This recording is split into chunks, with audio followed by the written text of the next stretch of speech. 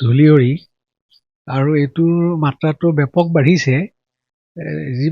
ইমানবোৰ মানে খন্দা কৰা কাৰবাৰ চলিছে, দিনে ৰাতিয়ে মানে কেৱল JCB ডাম্পাৰ এইবিলাকেই আমি মানে ৰাজপথতো দেখা হৈছোঁ।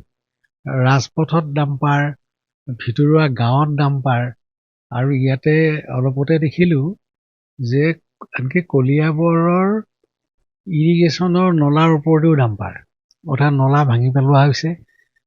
নলাৰ যি মানে ভেটি খান্দি পেলোৱা হৈছে, গাড়ী চলোৱা কৰিছে।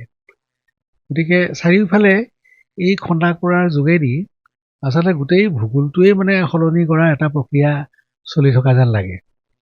কলিয়াবৰত বুলিয়েই নহয়, সমগ্ৰ অসমতে এইটো হৈছে। কলিয়াবৰত আমি দেখিছোঁ, আৰু এনেতো মাজবাগাৰতো কথাটো বেলেগেই। কলিয়াবৰৰ সীমামূৰীয়া এলেকাবিলাকত, সেইবিলাকতো অহৰহ মানে খনন কাৰ্য চলি আছে। সেইটো লাগিলে পাহাৰেই হওক, শিলেই হওক। গতিকে এই গভমেণ্টে যিটো কথা কৈ থাকে, মানে বহনক্ষম উন্নয়ন, ইয়াত আমাৰ দেখা যোৱা নাই।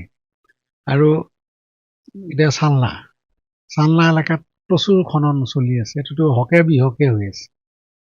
কিয় হৈ আছে সেইটো আমাৰ ৰাইজে সকলোৱে জানে। ফলটো কোনে ভুগিছে?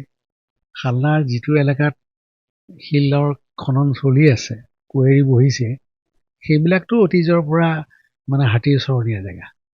গতিকে হাতীয়ে সেই জেগা এৰিছে, সেই জেগা এৰি জেগা নতুনকৈ সলাইছে। গতিকে সেইটো কাৰণেই এইবিলাকেই তাৰমানে আমাৰ বন্যপ্ৰাণীৰ সংঘাতটো মাতি আনিছে।